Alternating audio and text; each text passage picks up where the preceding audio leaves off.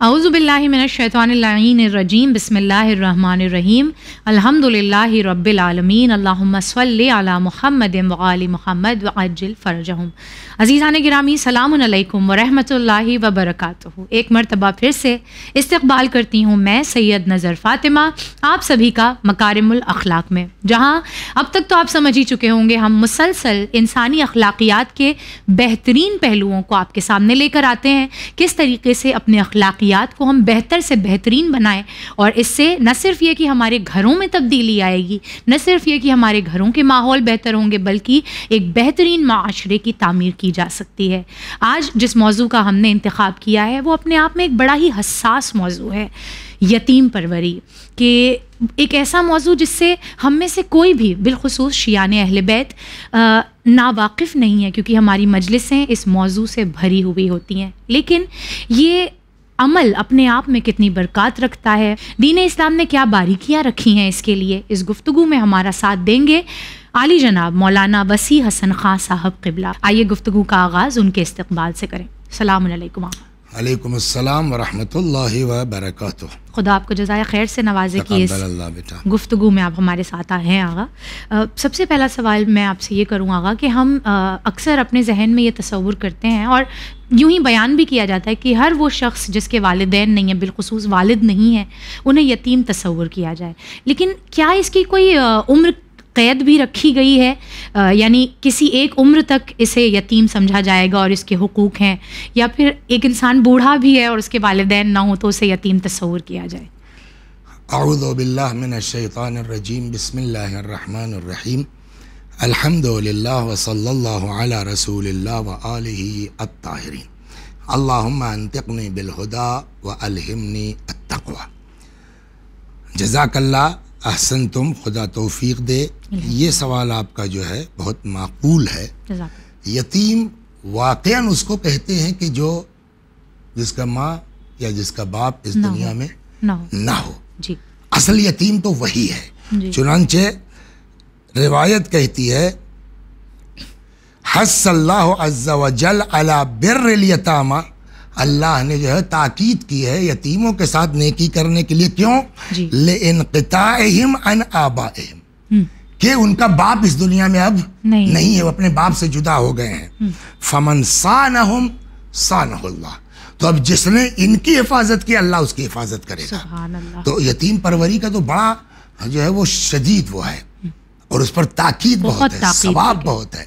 چنانچہ قرآن میں بھی آپ دیکھیں گے تو ارشاد ہوتا ہے، فَأَمَّا الْيَتِيمَ فَلَا تَقْهَرْ، یتیم کے ساتھ جو ہے وہ قہر و غضب نہ کرو۔ وَلَا تَقْرَبُوا مَالَ الْيَتَامَى إِلَّا بِالَّتِي هِيَ أَحْسَنُ، خبردار یتیموں کے مال کے قریب مت جانا، غصب مت کرنا۔ يَسْأَلُونَكَ عَنِ الْيَتَامَى قُلْ إِصْلَاحٌ لَهُمْ خَيْرٌ، آپ سے یہ لوگ پوچھتے ہیں یتیموں کے بارے میں کہ یہ یتیموں کی اصلاح بہت اہم ہے، مطلب ان کا جو ہے پراپرٹی ہے، ان کا مال ہے، باپ کو چھوڑ گیا تو اس کا سیٹ اپ کرنا وہ تمہارے لیے بہت خیر کی بات ہے۔ تو وہ ایج کی قید نہیں ہے کوئی؟ ہاں، تو اب مسئلہ سوال یہ کہ صاحب تو یتیم کون ہوا؟ تو یتیم جس کا باپ مر جائے یا ماں مر جائے، کب تک یتیم مانا جائے گا؟ بالکل، اس لیے کہ جب وہ یتیم ہو گیا، جب وہ یتیم ہوا مثلا 4 سال کا ہے یتیم ہوا، 5 سال کا ہے یتیم ہوا، تو اس کا ولی جو ہوگا، مثلا دادا ہے یا کوئی اور ہے، کوئی اور ہے، تو جو ولی ہے یا جس کو باپ ذمہ دے کے گیا بھئی اب تو میں مر رہا ہوں تم اس کو ذرا حفاظت کرنا، تو اس کے لیے قرآن کہتا ہے وَأْتُوا الْيَتَامَىٰ أَمْوَالَهُمْ، یتیموں کو ان کا مال دے دو۔ کب دیا جائے گا مال؟ جب وہ بالغ ہو جائیں، ہے نا؟ لیکن اس کے باوجود یتیم کہا گیا ہے، یہ تو کہا گیا نا بھائی جب بالغ ہو گیا تب بھی یتیم، تو تب بھی قرآن کیا کہتا ہے فَأْتُوا الْيَتَامَىٰ أَمْوَالَهُمْ، یتیموں کو ان کا مال دے دو۔ اس چیز کو ہم دلیل بنا کے یہ نہیں کہہ سکتے کہ وہ اب بھی یتیم کہلائے گا۔ اچھا، اس لیے کہ جب بحث ہوتی ہے ان سارے الفاظ پہ اصول فقہ میں، تو وہاں یہ ہوتا ہے کہ چونکہ یہ پہلے یتیم تھا، اس لیے لفظ یتیم اس کے اوپر استعمال کیا گیا ہے، ورنہ حقیقت میں بلوغ کے بعد کوئی یتیم یتیم نہیں کہلائے گا. ہاں اگر کچھ اس میں کمیاں ہیں تو جو ذمہ دار لوگ ہیں وہ اس کا سہارا دیں گے، بٹ اب وہ شرعی طور پر یتیم نہیں ہے. یعنی بالخصوص جو ہے وہ بچوں کی اور جن کا کوئی یوں کہہ لیں جن کو خود جو ابھی سن بلوغ تک نہیں پہنچے انہیں ان کے لیے جو ہے وہ تاکید کی. اب سوال یہ اٹھتا ہے آغا کہ کیسے شوق اور اشتیاق پیدا کیا جائے دلوں میں کہ یتیم کے ساتھ نیکی کی جائے. جہاں تاکید کی گئی ہے وہاں یہ بھی بیان کیا گیا ہوگا کہ کتنا ثواب اللہ نے اس میں رکھا ہے. وہ مشہور دیکھیے یہ کام تو آپ کا چینل بھی سب سے بہتر کر سکتا ہے جی کہ اب تو ماشاءاللہ دیکھتے دیکھتے پوری دنیا میں دیکھا جاتا ہے. الحمدللہ. بنگلہ دیش گیا تھا میں معلوم، وہاں بھی لوگ دیکھتے ہیں. الحمدللہ. ادھر مرشد آباد گئے تھے، وہ کلکتے کے بھی آگے ادھر بھی گاؤں دیہات میں دیکھا جاتا ہے. تو آپ کے چینل کے لیے تو بہت ضروری ہے جی. حالانکہ ہم لوگوں کو بھی چاہیے کہ مجالس پر ان موضوعات پر گفتگو کریں جی. تاکہ لوگوں کے اندر جذبہ پیدا ہو، اور کرتے ہیں الحمدللہ، کچھ لوگ ہیں جو کرتے ہیں. لیکن اب آج موقع آپ نے دیا ہے اپنے اس چینل سے، تو میں چند روایتیں آپ کے خدمت میں نقل کرتا ہوں جی کہ اللہ تبارک و تعالی نے یتیم نوازی اور یتیم پروری کے سلسلے میں کتنی بشارتیں دی ہیں. جی. ایک جگہ ارشاد ہوتا ہے کہ خیر بیوتکم بیتن، تمہارے گھروں میں سے سب سے بڑھیا گھر وہ ہے. یہ دیکھیے یہ بہت زبردست روایت ہے. جی. فرض کیجئے جو ہے دو بھائی ہیں، ٹھیک، ایک بھائی کا انتقال ہو گیا، اس کے دو بچے ہیں. اب یہ چانس اللہ نے تمہارے لیے دیا ہے کہ چاہو تو اپنے گھر کو سب سے بڑھیا گھر بنا لو دنیا کا، اور چاہو تو بقول پیغمبر کے سب سے گھٹیا گھر بنا لو. اب اسی میں تمہارے بھائی کی بیوہ ہے، وہ چاہے تمہاری جٹھانی ہو یا دیورانی ہو، جی. مطلب لیڈیز سے خطاب میں کر رہا ہوں. جی. اور اسی طریقے سے وہ بھائی بھی کہ تمہارے بھائی کا بیٹا ہے. اب تم میاں بیوی اس بھائی کی بیوہ اور اس کے یتیم کے ساتھ کیا کر رہے ہو؟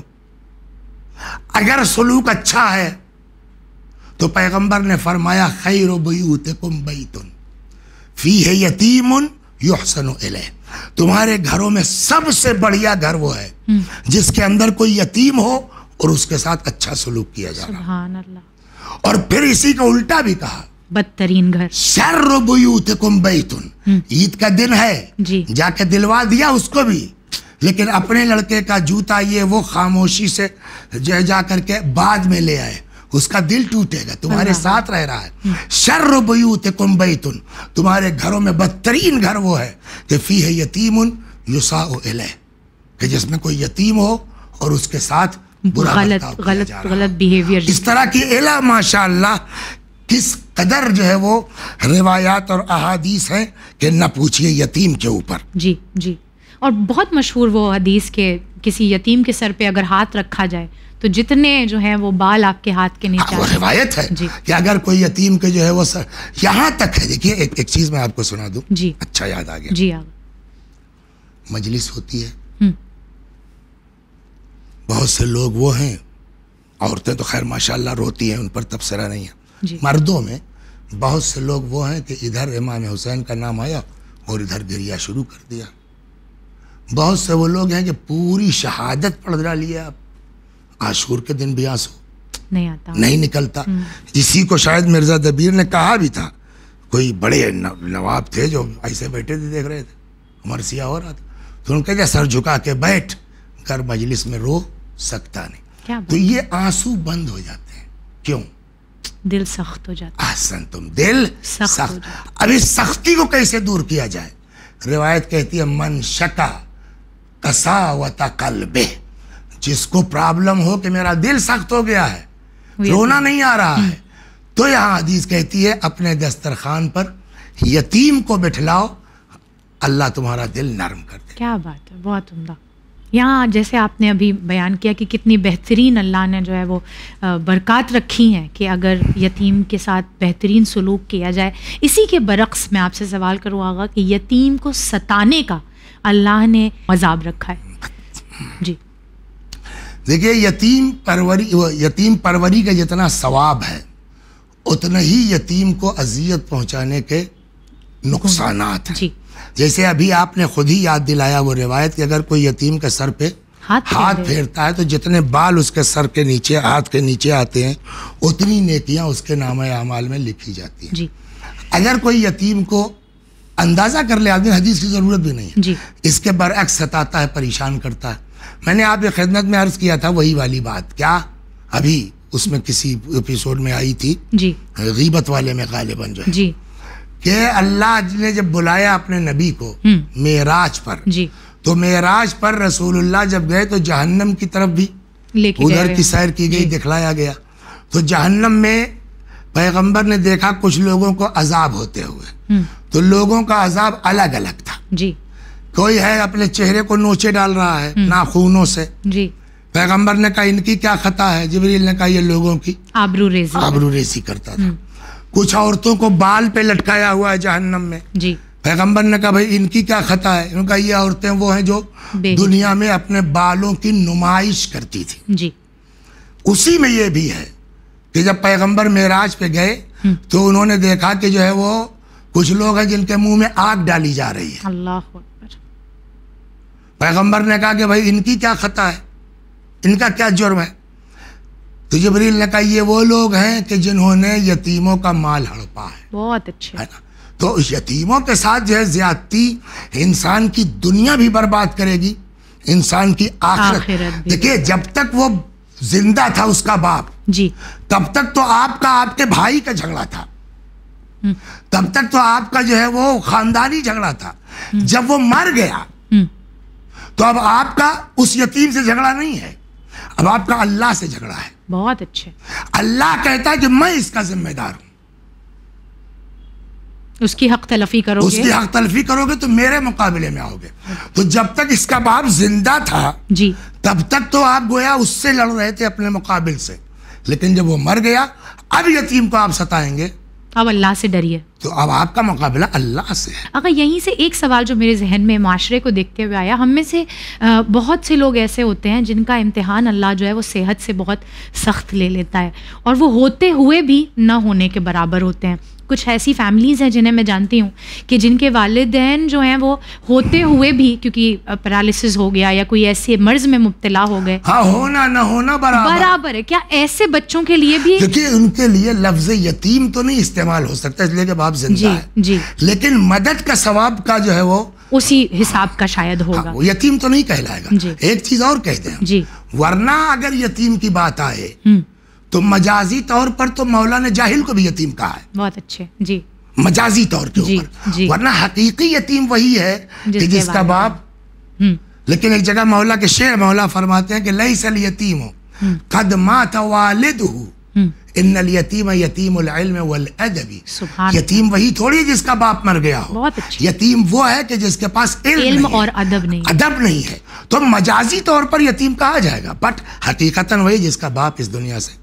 اس لیے کہ اس سے پہلے اگر یاد ہوگا آپ کو میں نے حس اللہ تعالی علی بر الیتامى لانقطاعهم عن آبائهم، اللہ نے یتیموں کے ساتھ نیکی کا حکم اس لیے دیا ہے کہ وہ اپنے باپ سے محروم ہے.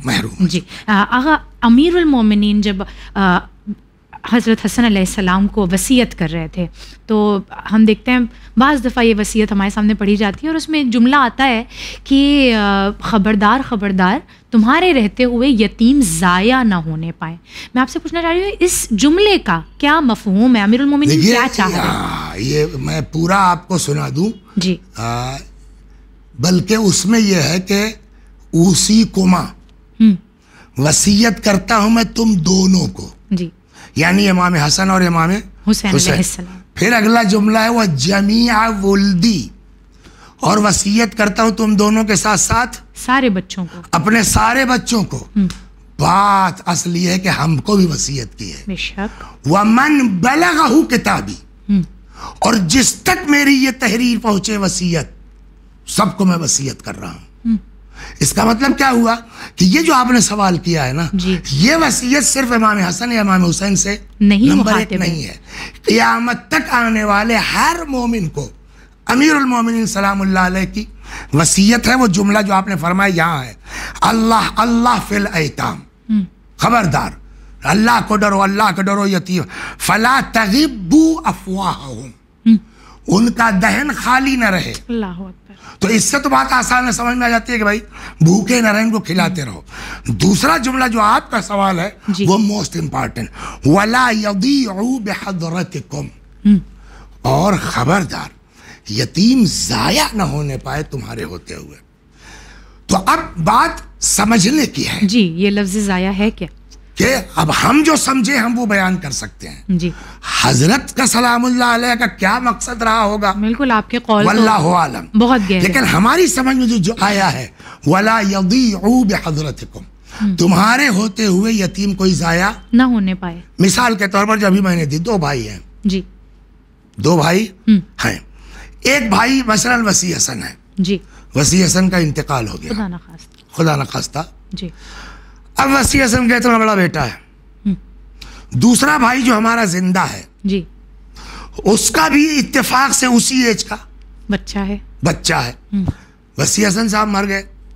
بھائی لائق ہے، جی اس نے دونوں کو ایک ساتھ پڑھایا، ہائی اسکول کر لیا، انٹرمیڈیٹ کر لیا. جی لیکن چاہے جتنی وہ کیجیے آپ، کہیں نہ کہیں اولاد ہے. بالکل بے شک. تو اپنے لڑکے کو تو انہوں نے صاحب جو ہے وہ نیٹ کروایا اور MBBS میں ایڈمیشن ہو گیا. آپ جانتی ہیں آج کل MBBS میں ایڈمیشن کا خرچ کتنا ہے. جی بالکل. اب صحیح بات یہ ہے کہ اس بیچارے کی اوقات نہیں تھی کہ اس کا بھی کرا سکے، ایک فیکٹ ہے. تو انہوں نے کیا کیا، اپنے حساب سے تو اچھا کام کیا. جی جی یہ گئے صاحب ایک ای رکشا لے آئے 1.5 لاکھ روپے کا. بیٹا اب تمہاری بہنیں بھی ہیں، شادی بھی ہونا ہے، یہ ہے، کب تک کسی کے اوپر بوجھ بنے رہو گے، خود کماؤ اپنا چڑھاؤ، یہ لو میں تم کو یہ ہم نے وسیلہ بنا دیا. ساری دنیا تعریف کرے گی ماشاءاللہ. ہائی اسکول تک پڑھایا بھی ماشاءاللہ، اور پھر رکشا بھی خرید کے اپنے پیر پہ کھڑا بھی کر دیا. لیکن مولا کہتے ہیں دیکھ لو ضائع تو نہیں ہوا. اللہ اکبر. اس کی قابلیت کیا تھی؟ تم نے اپنے بیٹے کو 1.5 کروڑ دے کر کے MBBS کروایا، وہ نکل کے آیا، کسی کام کا نہیں ہے. ہم نہیں کہتے کہ تم اس پر 1.5 کروڑ لگاتے، مگر اس کو آگے لے جاتے. ہو سکتا ہے IAS ہو جاتا، کیا بات ہے، ہو سکتا ہے PCS ہو جاتا ہے، ہو سکتا ہے جو ہے اپنی قابلیت سے یہ نکال ہی لیتا نیٹ اور MBBS ہو جاتا. تو آپ کے اس کام نے قوم سے ایک انجینئر کے بجائے اس کو معذور کر دیا. معذور. شاید یہ امام کا مقصد ہو کہ اگر کر سکتے ہو، اچھا نقطہ ہے جی، اگر کر سکتے ہو تو خبردار تمہارے ہوتے ہوئے کوئی یتیم ضائع نہ ہو. جیسے باپ اپنے بچوں کی صلاحیتوں کو دیکھتا ہے اور ان پر انویسٹ کرتا ہے، ان میں جو ہے وہ خرچ کرتا ہے، ٹھیک اسی طریقے سے تم اپنے بھائی کے بچوں کو بھی یا کسی بھی یتیم کو جس کے آپ ولی ہیں، جی جی جس کے آپ ولی ہیں، جس کے آپ ولی ہیں، جو آپ کے انڈر ہے، جس کے آپ سرپرست ہیں، اس کی قابلیت کو پہچانے اور اسے بھی اسی طریقے ضائع نہ ہونے دیں. ضائع میں یہ مطلب سمجھاؤں ضائع ہونے کا. بہت بہترین ہے آغا، اللہ آپ کو بہترین جزا سے نوازے. کہ جیسا میں نے شروع میں بھی کہا تھا کہ یہ اپنے آپ میں بہت ہی حساس موضوع ہے اور حساس طبیعت کے لوگ اس کو بیان کرنا ضروری سمجھتے ہیں. اللہ بہترین جزا سے نوازے آپ کو. ہم اگر ذرا سی اپنی نظر کو ارد گرد دوڑائیں اور دیکھیں تو ہمیں نظر آئے گا کہ کوئی نہ کوئی یتیم کہیں نہ کہیں اس امید میں بیٹھا ہے کہ کوئی اس کا ولی بن جائے، کوئی اس کا سرپرست بن جائے. اور اگر اللہ نے ہمیں ہماری ضرورت سے زیادہ دیا ہے تو پھر ہو سکتا ہے کہ وہ ولی اور سرپرست اللہ چاہتا ہے کہ ہم بن جائیں. بس اللہ ہمارے ضمیر کو زندہ رکھے کہ یہ توفیق ہمارے شامل حال ہو جائے کہ ہم جہاں بھی جس کو بھی مستحق دیکھیں اسے اس کے اعتبار سے، جیسا امیر المومنین نے کہا کہ اسے ضائع نہ ہونے دیں، اس کی قابلیت کے اعتبار سے معاشرے کو اس کے حوالے کریں اور اسے معاشرے کے حوالے کریں. انشاءاللہ دوبارہ حاضر خدمت ہوں گے کسی اور اخلاقی پہلو کو لے کر. بنے رہیے چینل ون کے ساتھ. اپنی دعاؤں میں ہمیں بھی یاد رکھیے. فی امان اللہ.